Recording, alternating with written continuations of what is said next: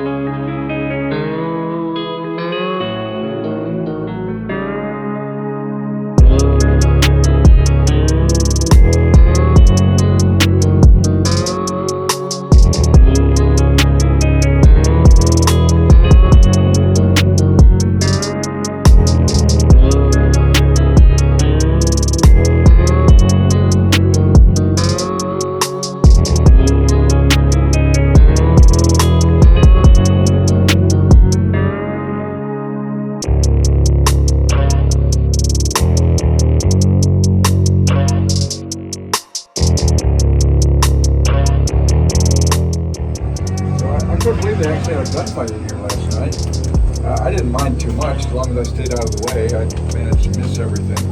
But the idea you were saying, somebody walked what? Yeah, the fool came at me with a 22, and that just pissed me off. You don't bring a 22 to a gunfight. Hell no. So I pulled my 45 and talked about a pistol where it was supposed to be. He changed his line after that. You ain't got a 45, you ain't staying alive. Yeah, no.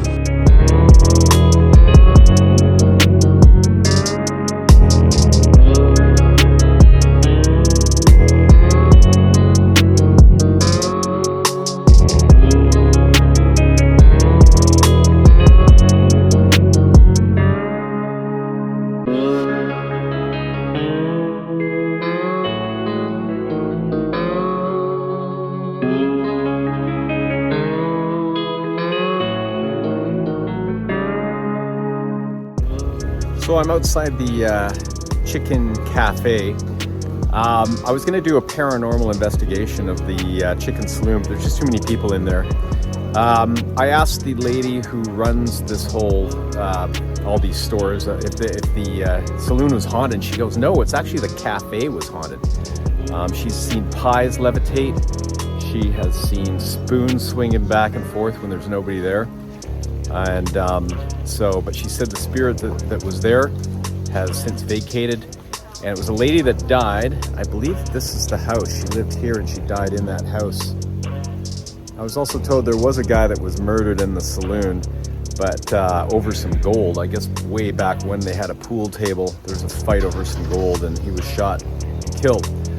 So I did a quick little session on my phone with an app and didn't come up with anything. So unfortunately, I don't think there's any spirits hanging around Chicken. I'd love to come up with a whole bunch of equipment and do another investigation, but at this point in time, it looks like the spirits have vacated.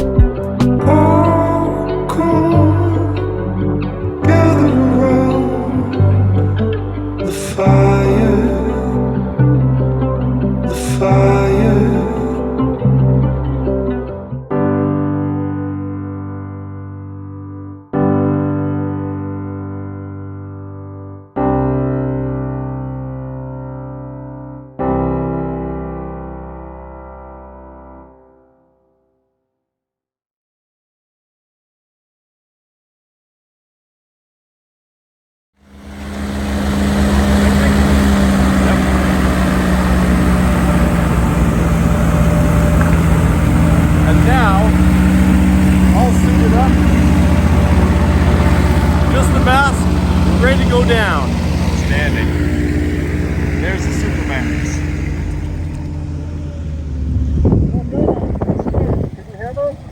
Say it again.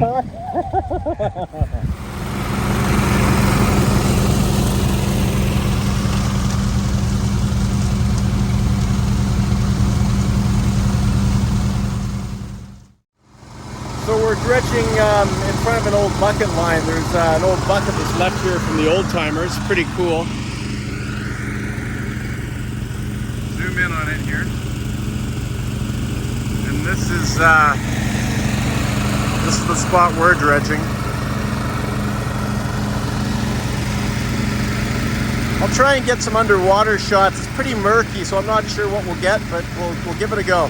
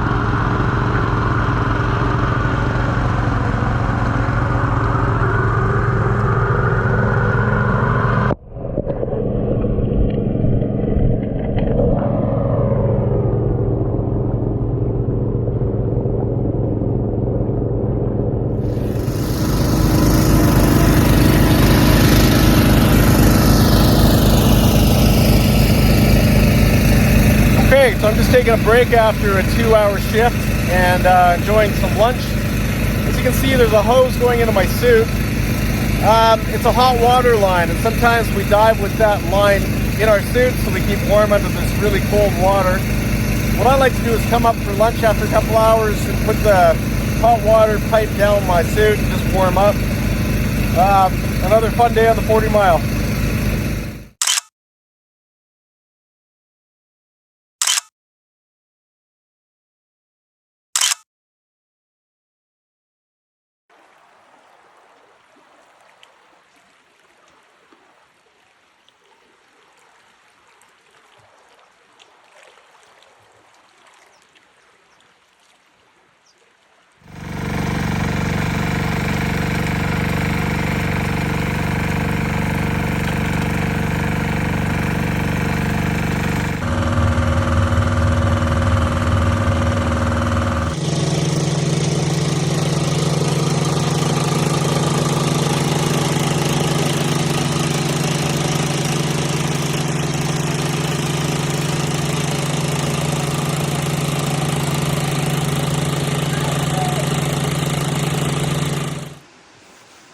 So this is the cleanup area.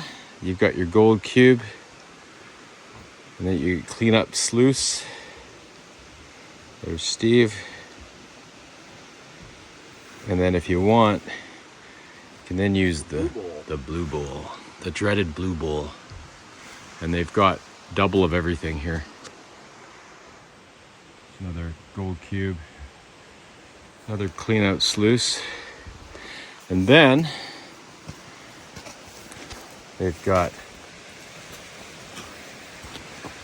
the panning station. Whole bunch of classifiers and pans and tubs full of water. This is where everybody kind of stands at night, pans out their gold.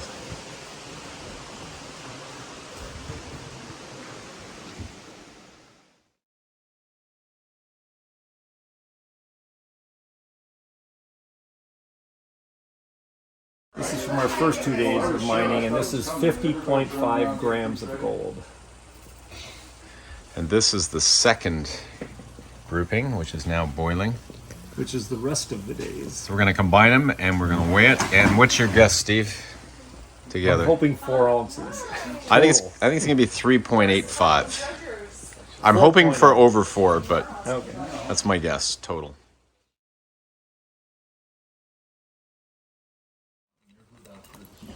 So it's gonna start counting in ounces, I guess, as we go up. Grams. Grams. So what do we need for 4? I think 124. We need 124. There's too much in here to pour, guys. It'll all weigh, but it might fall off the side. We're only at 40, 50, 60, 70. We're not gonna make it. No. We're just 100 exactly. grams even. Exactly 100.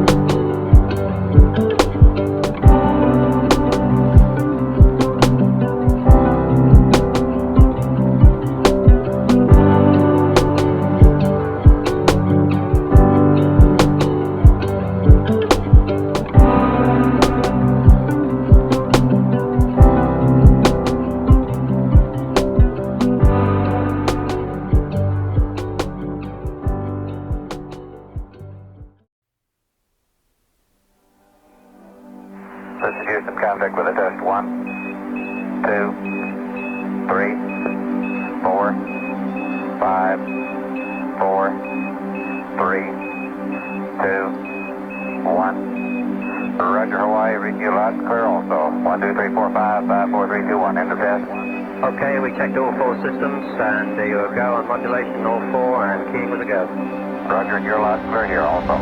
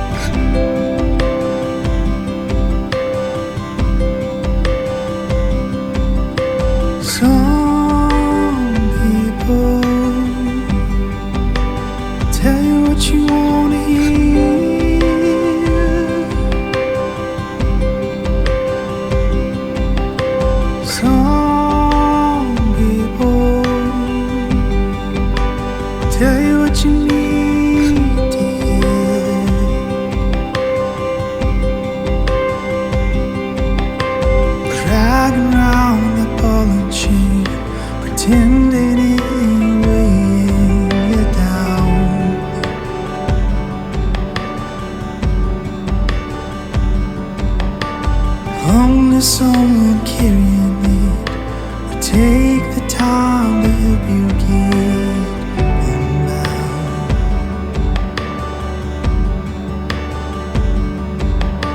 Some people tell you what you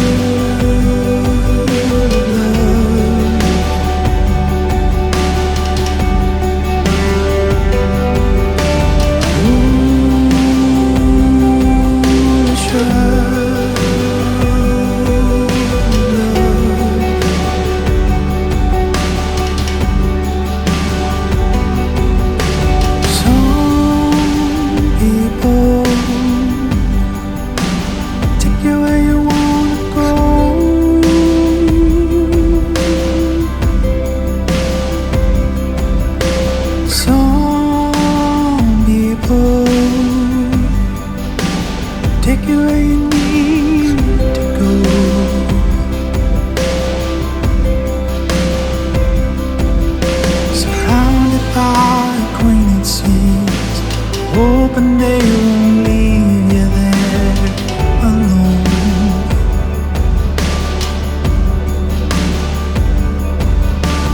Only someone holding you would have the love to carry you home.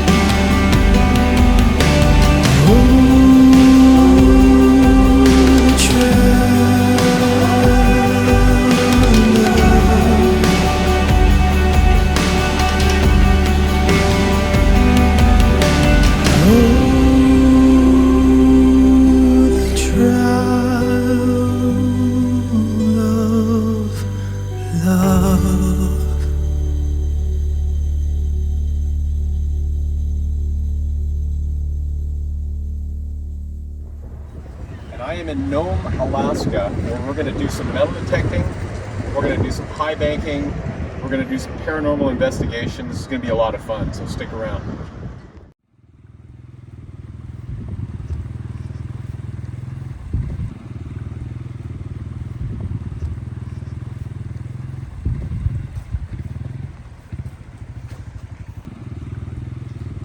So here's the camp. They're just building this new structure. I'm not sure what it's going to be.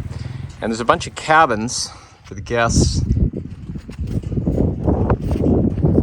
behind that pickup truck. And then there's a big area where people can stay as well. And then this is the kitchen. And this is the shed. And this is where the owners live up top there. Let's go into the kitchen and take a look.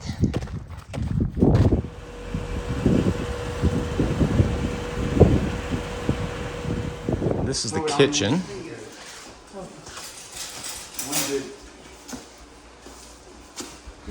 These are all the tables.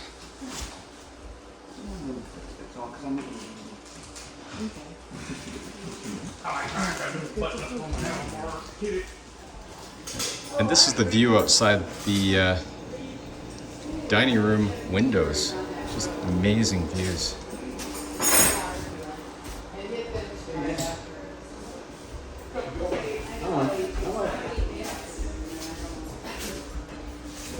I mean, from here you can see muskox, you can see fox.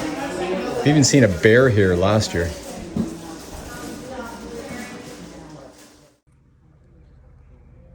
So the camp is located next to a creek called Anvil Creek. And again, that is a very famous creek. That is where the massive amounts of gold were found by the three Swedes. And that started the gold rush up here. But how did Anvil Creek get its name? Well, if you look up on this mountain here, I'm going to zoom in. There's a rock formation that resembles an anvil. So just an interesting little fact.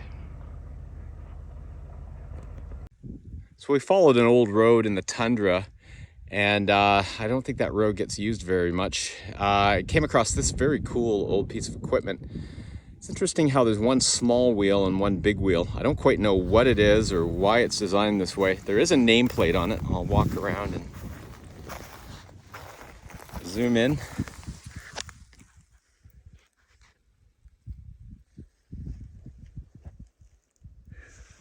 And there's also something else that's very interesting. Just up here, this tundra is very difficult to walk on, so I don't think this is going to be a very steady shot, but there's an old railway. There's an old railway line that's rusting. It goes through the tundra. We're assuming this was to transport the workers up here, or maybe buckets of ore, or who knows? I mean, I really don't know, but you find these old rusty tracks all over the tundra up in this area. It's pretty cool.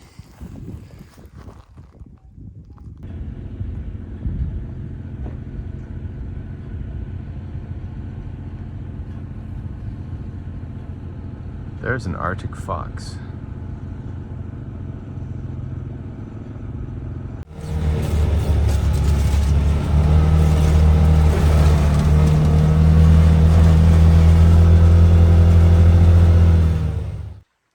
There's an old cabin on the property, so let's go inside and see what it looks like, and do a little spirit session in here. See if there are any spirits hanging around. I've brought 2 paranormal investigation devices with me. I've got a kit with many other devices, but because of size constraints in my luggage, I just couldn't bring them all up. So these are my 2 go-tos. On the left, I've got the Panasonic DR60 voice recorder, and this is one of the most famous units used in the paranormal community. The reason being is that it picks up a lot of voices, so it's quantity over quality. The sound quality is not good, but it never seems to let me down. I get tons of intelligent responses to my questions, or at least what I think are responses. As I say, the quality's not good, so you really have to listen closely. The device on the right is actually something that I produce. It's called the Panabox, and it's a radio. It's a lot of the same parts as the Panasonic DR60. It was produced around the same time. This one's a little discolored. It's my own personal unit, but it will not work up here because it needs radio stations, and I think there's only 2 radio stations that I can get up here. So I need many radio stations, and what this thing does, it's a spirit radio. It scans between the different radio frequencies, and it's thought that spirits can speak through those frequencies as they quickly change. I get some guys in Vancouver to hack these, meaning they change the insides of these so that they can scan quickly.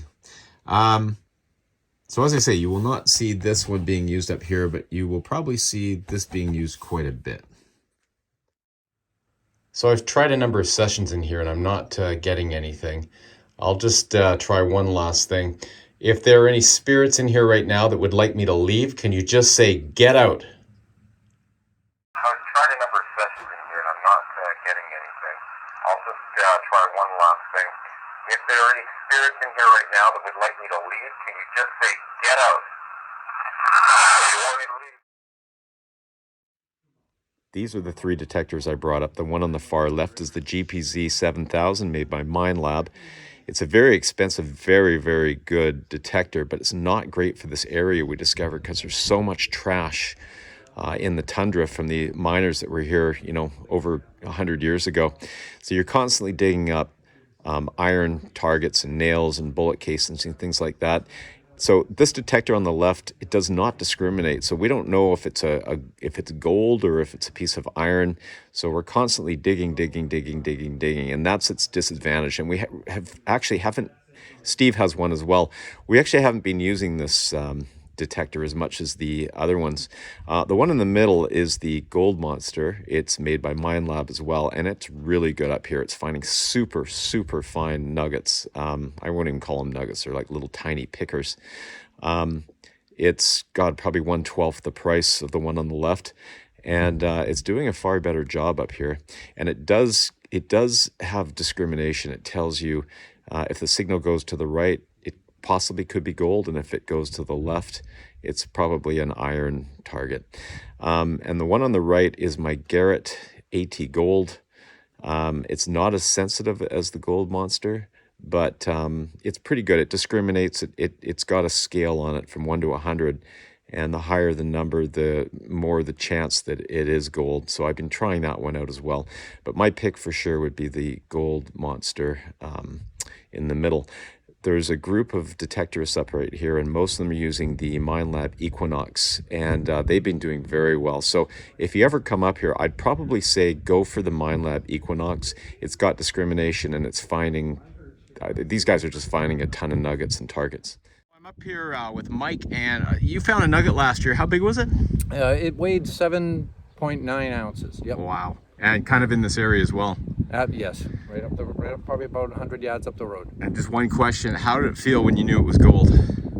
Well, it's kind of a catch your breath moment. Most people you don't ever expect to see something like that come out of the ground, but when it did and it was verified as gold, yeah, it was kind of, it's inspiring, it's fun. but you never think it was going to happen to you. It's kind of like if you buy a scratch-off ticket and it's $1 million hit, and that's what it felt like, you know.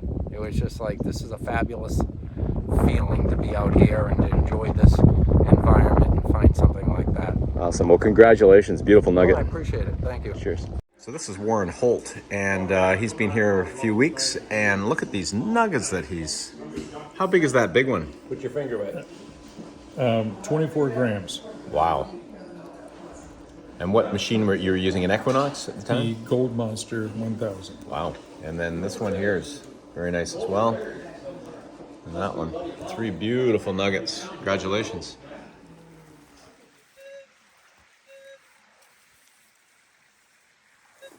These are all reading iron. Oh, there's a good target right there. Let's go into the right side. Let's dig it.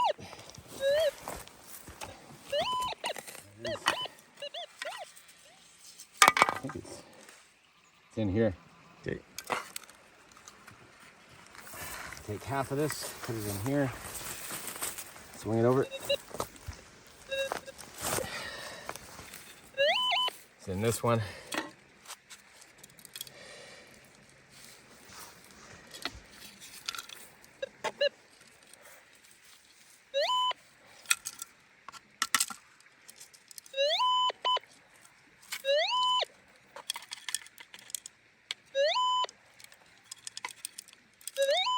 Oh, and I see it.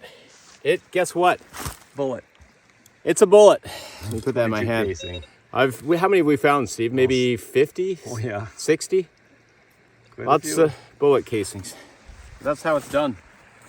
Put it in my pouch so someone else doesn't have to go through the trouble. And that's how you metal detect bullet casings.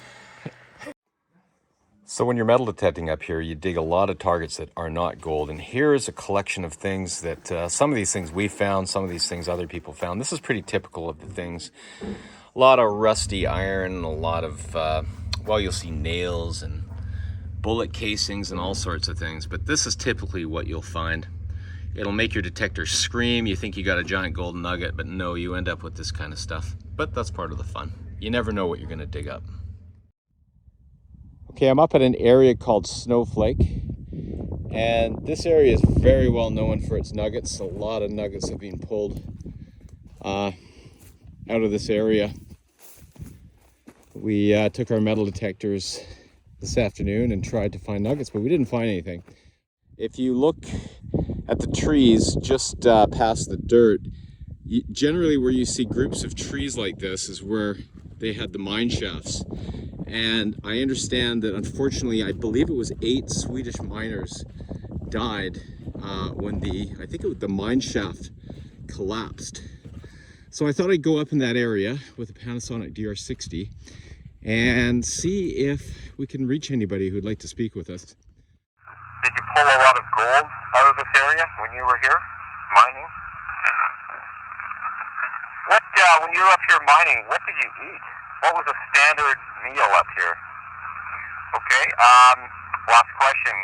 I'm going to be, a lot of people are going to be seeing this recording and hearing your voice if you reply on this recorder. Do you have a message for everyone watching this when I play this for everyone later?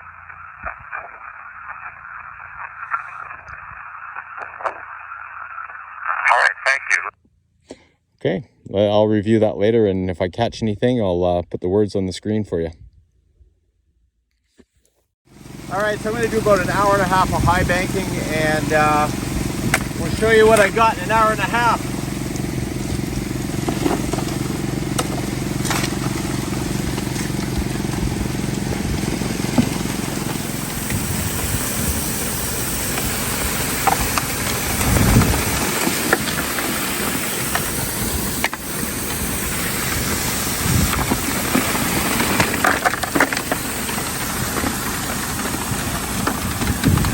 A lot of really rusty rocks up here. Check that one out. That's a good sign. There's lots of quartz and rust. They say for gold, the redder the better. You're always looking for that. All right, I'm up here at AKU and ran into Ringy and KG from Diggers. And they're not digging, they're high banking right now. Yeah, so we've been out digging. Yesterday we took our brand new machine out and found a couple nuggets each right away, like it was day zero. We just flew in, got off the airplane, went out, found a couple nuggets, and now the machines are all open, so we thought, we'll see what we can get here. So we just now started, and I can't get my pump running, so I'm not going to find much. Very mechanically inclined. I guess the biggest question is, are you guys having a competition, or does somebody have to do something? You have to dive into this ice-cold Alaskan lake. Either that or kiss a muskox. Yeah, which I almost did this morning. I came around the corner full barrel on that four-wheeler. Yeah. And there's a muskox right in the center of the road. You know, I wasn't expecting it. I just turned the corner, and he's like right there looking at me. I slammed on the brakes, and then I'm like, grabbed my pack, and I was scrambling for my camera, and I got him filmed a little bit, but yeah. Okay, well, call me when you guys weigh up out of this high banker thing, and I'll film you, whoever has to jump into the pond.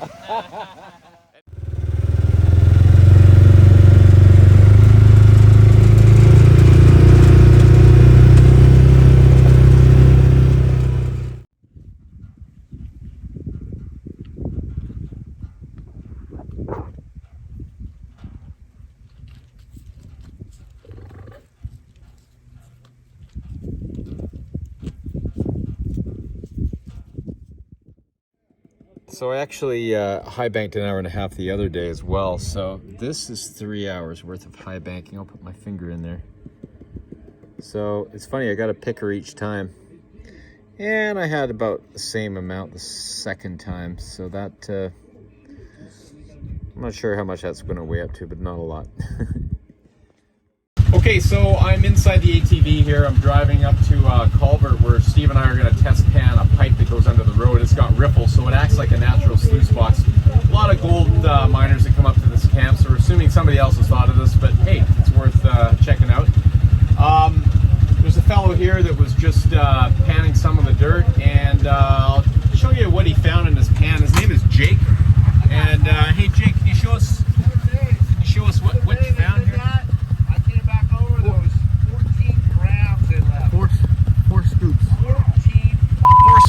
Four scoops. And that's what he got. That's from the slick plate. And that's gold all up there. So and it's all in here. There's fine gold in here and everything. It's wow. Great. That is a great. Yeah, they found some great pay down there. Oh yeah. Awesome. Thank you. Okay, so this is where the culvert is. It's underneath the road. Here's the road. And if you go down here, you see we got one of these corrugated pipes. So Steve is gonna scoop some of that dirt. That's just a natural sluice box. We gotta get down to the bottom of the riffle. So he's taking some material. And then we'll show you if we found anything in there. The answer is one little piece. One little piece, which you can't even see, so we're not going to bother showing you. So I think what happens is everything catches right there and doesn't end up coming upwards again to get in there. Yeah. That's what prospecting is all about. You got to keep trying different things, different areas, think in different ways. And eventually you find gold in your pan. Okay, I'm in the cabin. It's about 11:30 at night. And this is what it looks like out our window. As you can see through the bug screen. It is quite bright out there, and that's because the sun does not set for very long up in Nome, Alaska. But anyway, a short time ago, I had the hair on my arms stand up. So I'm feeling a chill right now. So I'm thinking that maybe there's a spirit around. So I'm going to pull up the Panasonic DR60 and ask some questions.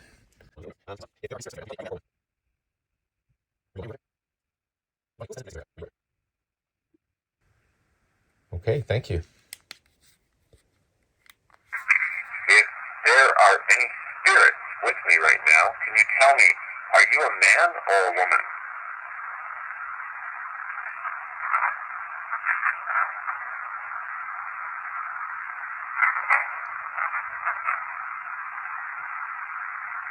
Were you a miner when you were up here?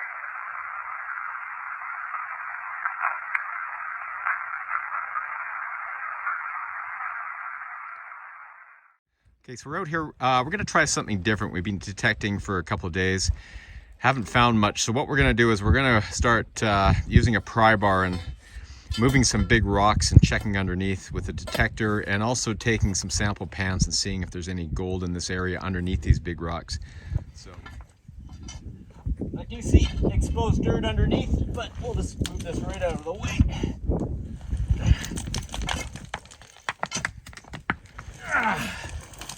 Woo! There she goes.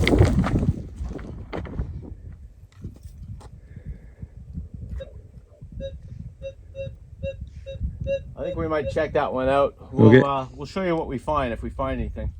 All right, so we used the detector and it turned out to be a hot rock, which is, it's not iron, it's not gold. It's a rock that reads as if it's metal, but it's just a rock. So we're gonna take a pan and a shovel. We're gonna take some of the material under that rock, and we're gonna go up to the vehicle. We got a tub of water there, and we're just gonna pan it out, see if there's any gold in this area under these big rocks. So stay tuned. Just gonna back pan it quickly. Oh, okay, I do see a couple of specks up top. I don't know if, let me just back pan that a bit. But that's certainly not something we're gonna go after. There's just not enough in it. But just up near my finger here, you can see 2 or 3. Yep, 2 or 3 flecks. That's just not worth it. As Dave Turin says, we just can't afford to mine this. John, what is the meaning of gold fever? Gold fever. Gold fever is when people see gold and they go crazy. And I've been around people like that. There's some people that, you know, they do it as a hobby, they enjoy it, they have fun. But there's some people that their whole personality changes when they see gold. They're just all of a sudden get hyper and they start running around and starting ordering people around, and all they can think about is gold on their mind. And as I say, I've seen people actually with gold fever, and it's bizarre. And I'd say most of the prospectors and gold people, you know, miners that I've met, don't seem to have it, but there is the odd person that does, and it is a real thing. Have you, Steve, have you seen people that have had gold fever? Yes, I have. And who's that? Don't say me. Bye. Okay, so we're out metal detecting, and we came across this, which may be a grave, not sure. It's about the size of a person, and it's got a piece of wood that could have been, well, a couple of pieces of wood that could have been a cross. Very old, obviously. This is kind of an odd anomaly because we don't see these mounds this small with rocks this big piled up, about the size of a human. So we'll pull out the DR60 and see if we can get anything.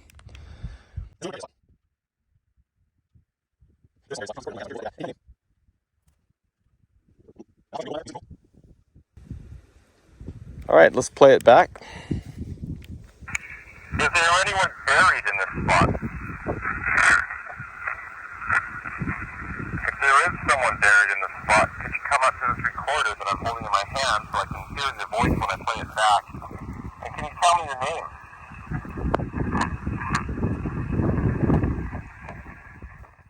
Hi, so this is probably one of the coolest inventions ever. It's called a slick plate, and basically what it is, it's a human high banker. Instead of standing there with a shovel, shoveling dirt into it, they dump about 10 to 12 yards of material right here, and then you use a hose to wash the material down through you, and you push it down over a grizzly, down into a sluice box that's underneath the slick plate.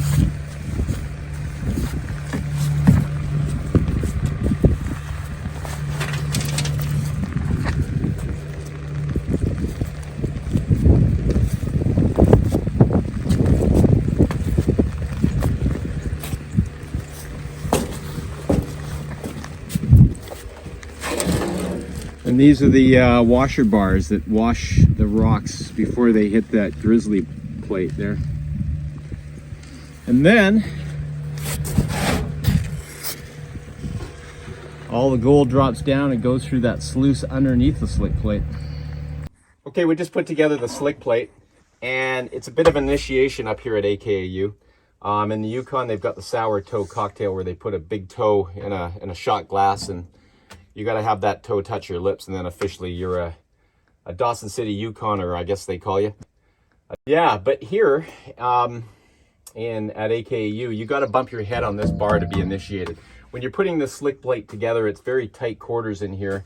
And there's a lot of swearing, a lot of throwing things and anger, and bumping your head, especially on this thing. Everybody's done it. You got to do it. I did it, so now I'm official. But once this thing sets up, it's great. And actually, what's interesting is in the lower area, there's no mats.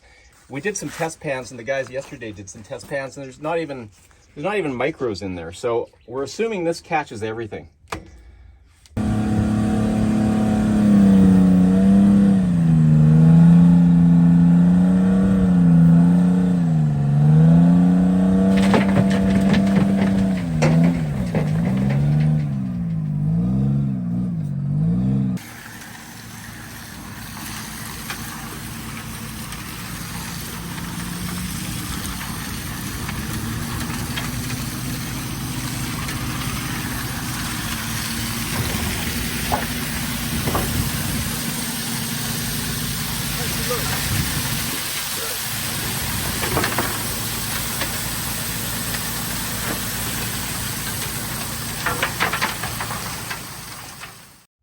Okay, I'm at the graveyard in Nome, and it actually goes quite farther than what I can show you in this shot. There's hundreds of graves here. I'm actually standing in front of a grave of the ex-mayor. He was very colorful and very loved by the people here in Nome. His name is James Richard Benneville. I've heard lots of stories about him, and he seemed, yeah, just very colorful. So I thought I'd try an EVP session here and see if we can connect with him.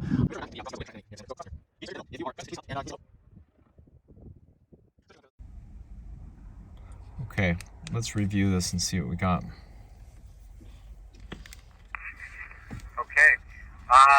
James Richard Benneville, if you're around, could you please come in and say hi from the mayor? James, if there's anything you want to say, please say it now. Okay, this is a big graveyard. I'm sure there's lots of spirits around. If there's any spirits that would like to come forward and speak, now's your time. Is there anything you'd like to tell us? If you would like us to leave this graveyard, could you just simply say, get out, and we'll leave? Okay. Okay, so we're just heading down to the Palmaranki compound. For anybody who watches Bering Sea Gold, this is where they do their cleanups. We've been invited down there to see them do one of their cleanups. So we'll show you what they got. I'm sure it's going to be a lot of gold.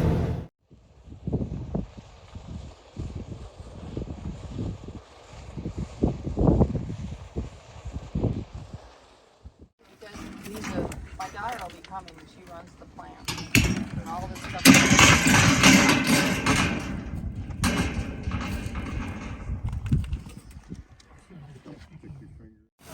We understand the concept here of not pulling all these carpets and hauling them to the cleanup shack every week or something. When you can just go like this and sink all that gold to the bottom of these 2 layers of carpet, and it's just like a fresh box, basically.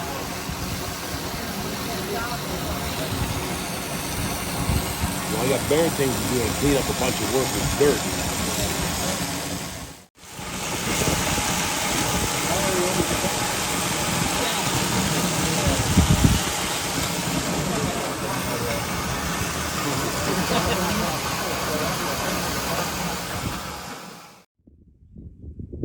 Okay, just came across a dump area and also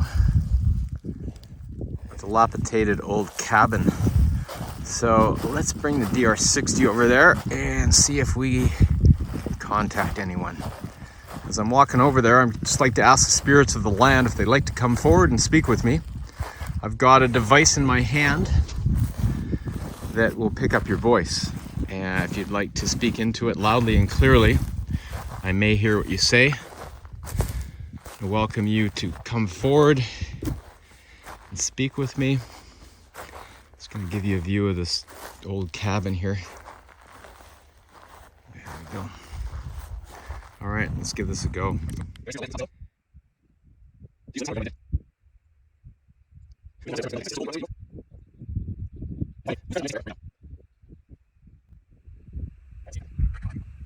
All right, let's see if we caught anything. If there are any spirits on the land, could you please come up and say hello?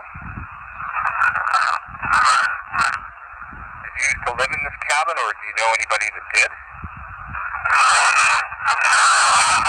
We've been looking around this area, and it looks like there might be some good metal detecting sites. Is there still gold in the ground in this area that you know of?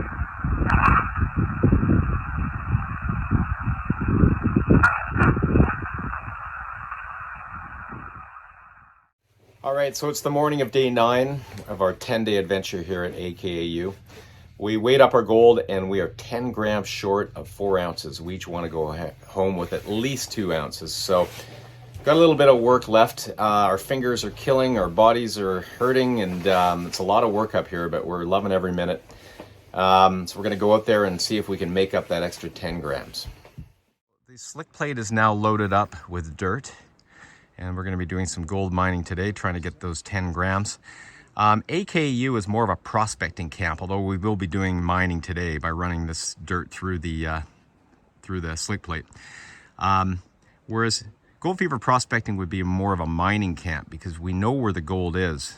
It's in the river. You take a dredge and you try and get the gold out of the river. But this property here at AKU is so vast, and the gold is spread out in so many different places that you're doing more prospecting up here. You're going out, you're going through old tailings piles, you're test panning, you're metal detecting. You're trying to cover this big area and trying to figure out where the gold is.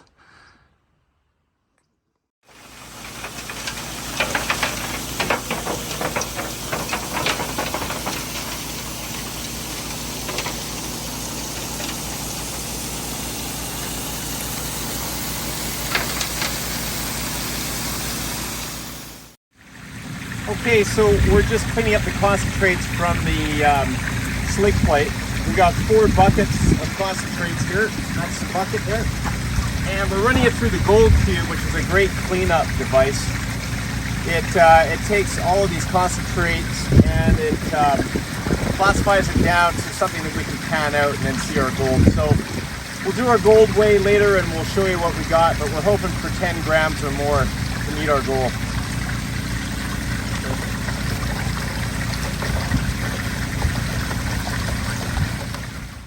Panned out all our concentrates and we've sucked them up into a snuffer bottle. I'm going to pour the snuffer bottle out and we'll show you our grand total here for the day. Again, we need 10 grams. Do we have enough? It's going to be close. That's what we got today. Oh, including that nice, let's show that nugget if I can see. Yeah.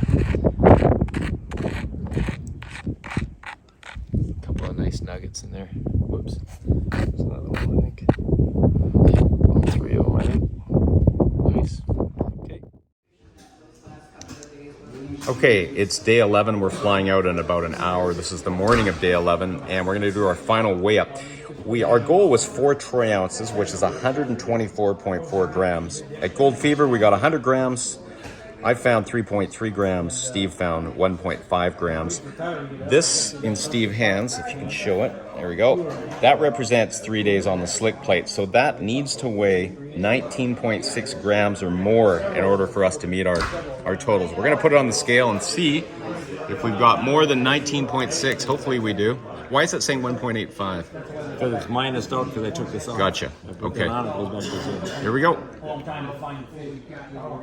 Yes, we just did it. Success. So here are my final results. On the left is the Gold Fever prospecting gold, and on the right is the AKAU gold. It should weigh just a little over 2 ounces combined.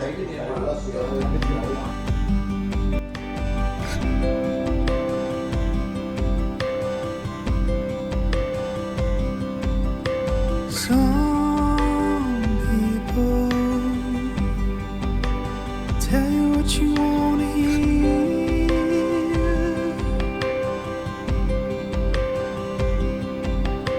Some